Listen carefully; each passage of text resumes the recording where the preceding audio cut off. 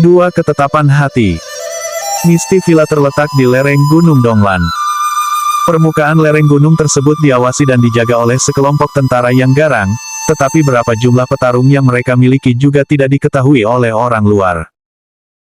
Selain itu, karena Misty Villa milik sang pangeran penakluk dari timur, hanya orang-orang yang berpikir bahwa hidup mereka terlalu panjang lah yang datang ke sana dan membuat kekacauan. Di luar Misty Villa, terdapat 2 patung singa yang sangat besar dan 2 tentara yang mengenakan armor hitam dan berdiri tegak di samping pintu masuk. Mereka mengawasi sekitar dan terlihat bagaikan pohon pinus yang tegap. Tubuh besar mereka memancarkan aura pembunuh. Aura yang hanya didapatkan oleh orang-orang yang telah melalui pertempuran berdarah. Pangeran ketiga. Kedua tentara berarmor hitam tiba-tiba berlutut dan berkata dengan hormat. Qin Yu dengan cepat turun dari punggung Fierce Tiger. Elang hitam masih berdiri kokoh di bahunya. Saat ini Qin Yu terlihat sangat senang. Dia berlari dengan cepat ke arah pintu masuk dan pada saat yang bersamaan dia tertawa serta berkata pada 2 tentara tersebut, tolong segera bangun paman. Kedua tentara yang mengenakan armor tersebut berdiri. Terdapat sedikit kebahagiaan di mata kedua tentara tersebut saat mereka melihat tubuh mungil Qin Yu berlari ke halaman utama. Haha. Kakak pertama dan kakak kedua pasti sedang berendam dalam pemandian air panas. Tanpa berpikir panjang Qin Yu segera lari langsung menuju pemandian air panas di taman barat Misty Villa. Dia bahkan bergumam, "Huhuhu, aku adalah pemilik dari Misty Villa." Beraninya 2 lelaki ini masuk dan berendam di pemandian air panas tanpa seizinku. Tidak beberapa lama Qin Yu tiba di taman barat villa. Qin Yu berdiri berkacak pinggang di salah satu sisi kolam kemudian dia menunjuk dengan tangan kanannya. Qin Yu menatap dengan marah 2 orang yang ada di dalam kolam air panasnya, kemudian berkata, "Hei kalian orang kurang ajar. Aku tuan rumah di sini. Beraninya kalian masuk ke dalam kolam air panas ini tanpa seizinku." Ah!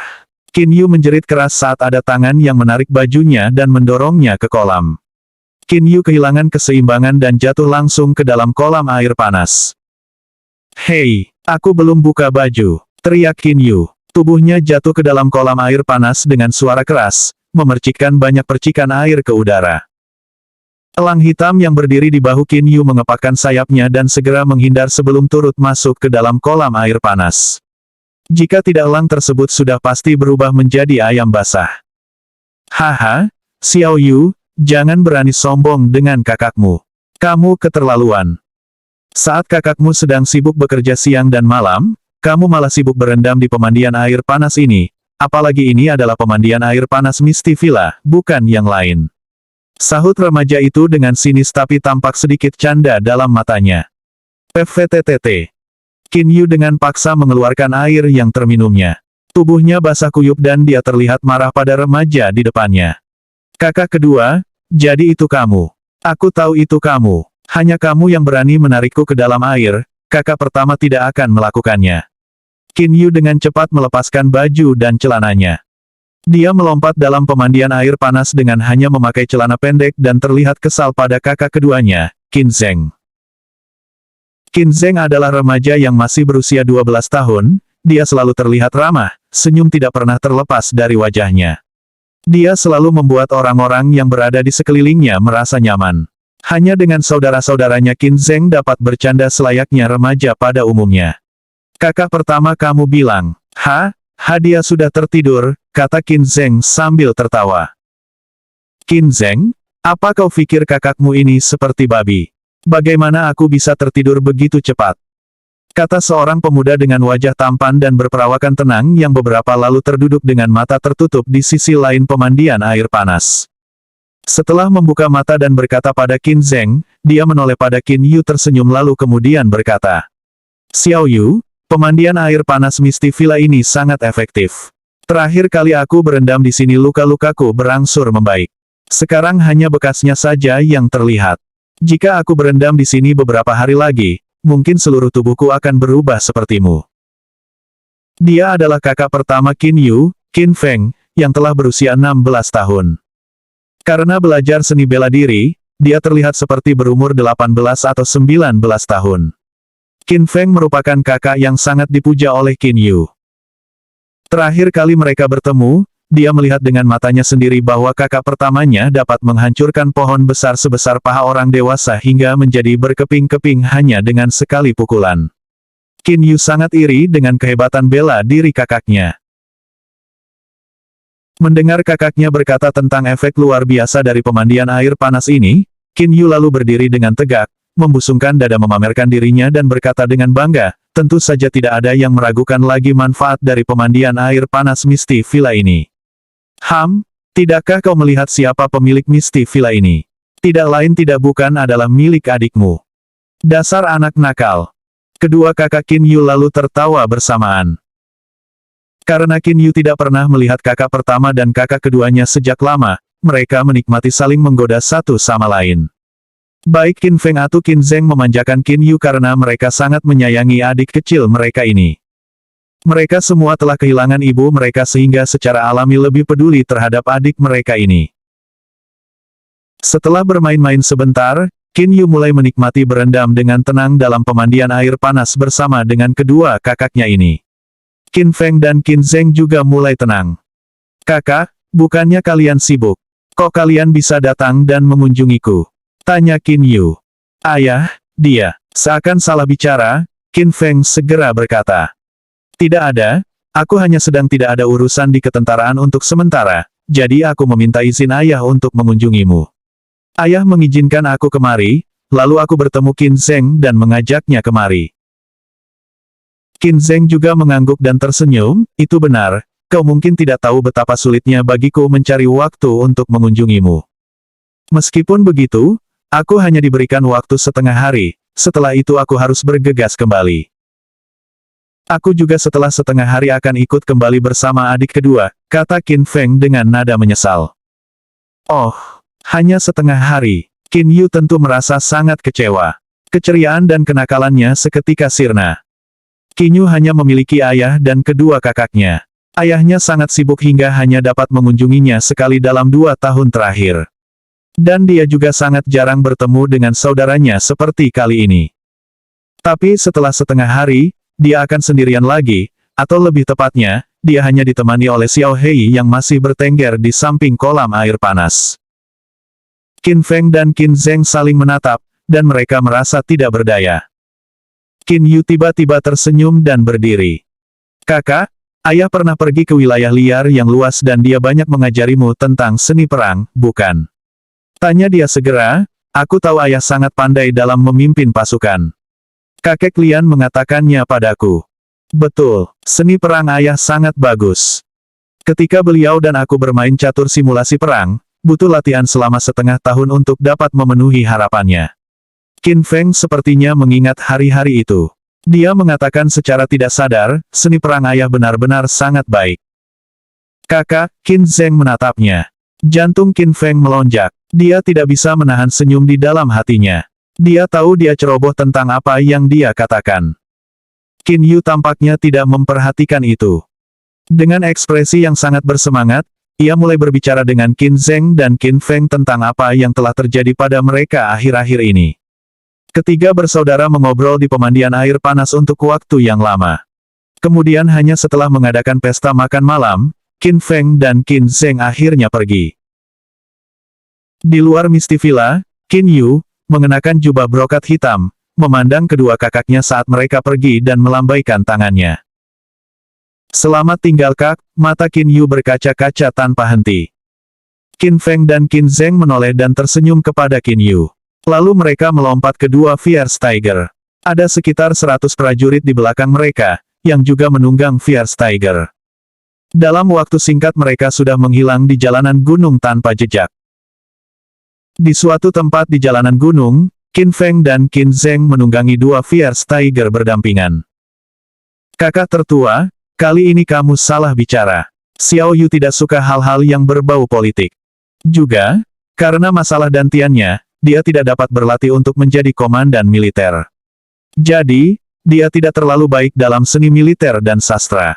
Perhatian ayah telah dihabiskan untuk kita berdua sementara, Xiao Yu tidak dapat melihatnya sepanjang tahun.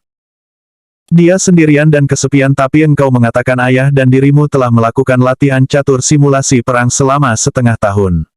Menurutmu, Apa yang dia rasakan tentang itu? Kata Qin Zheng kepada Qin Feng. Dia jelas sangat kesal. Qin Feng mengatakan dengan senyum terpaksa, adik, aku tidak memperhatikannya pada saat itu. Aku juga menyesal setelah mengatakannya. Tiba-tiba, wajah Qin Feng membeku. Dia berkata, karena masalah bawaan dantiannya, Xiao Yu tidak bisa seni bela diri dan sastra dengan baik. Dia tidak akan memiliki kekuatan yang cukup untuk melindungi dirinya sendiri. Kita berdua harus melindungi Xiao Yu dengan baik. Kita tidak boleh membiarkan siapapun melukainya. Jika ada yang berani melukai Xiao Yu, aku akan membuat mereka menyesal telah dilahirkan. Kata Qin Zheng dengan sedikit kekejaman di matanya. Dalam waktu singkat, kedua bersaudara dan pengawal di belakang mereka telah meninggalkan Gunung Donglan dan bergegas ke kota Yan.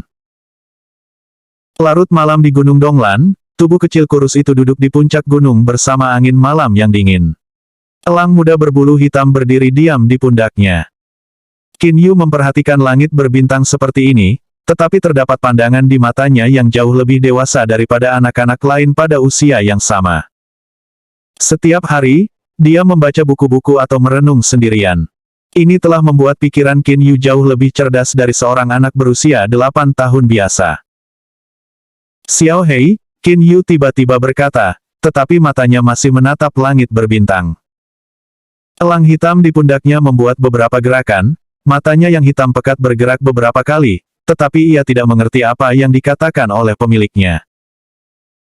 Qin Yu tiba-tiba tersenyum samar di wajahnya, senyum bahagia, Xiao Hei, apa kau tahu?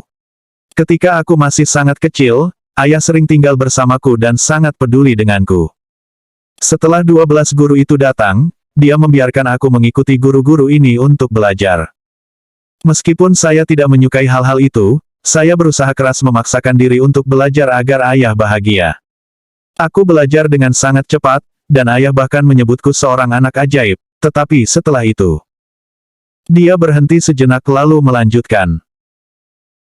Aku ingat dengan sangat jelas, ketika aku berusia 6 tahun, di halaman rumah ayah yang terpencil, 12 guru itu mengatakan sesuatu seperti aku tidak cocok untuk menjadi penguasa. Kemudian Paman Feng mengatakan dantianku bermasalah dan tidak dapat mengumpulkan tenaga dalam, sehingga mustahil bagiku untuk belajar seni bela diri.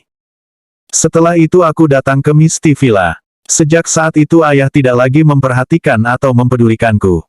Pada saat itu aku tidak tahu apa itu dantian, dan tidak tahu apa itu penguasa.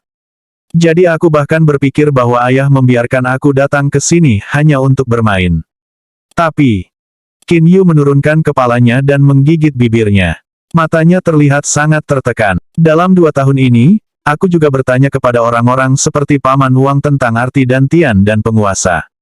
Aku pikir aku sudah mengerti mengapa ayah tidak lagi mempedulikanku.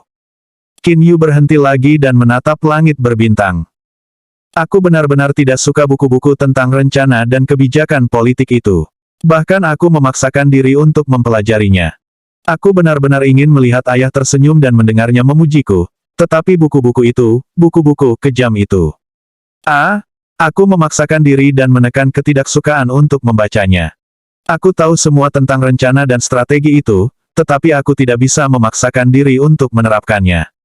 Aku tidak bisa mempraktekkannya. Ayah, aku benar-benar tidak bisa. Qin Yu menangis dengan suara rendah.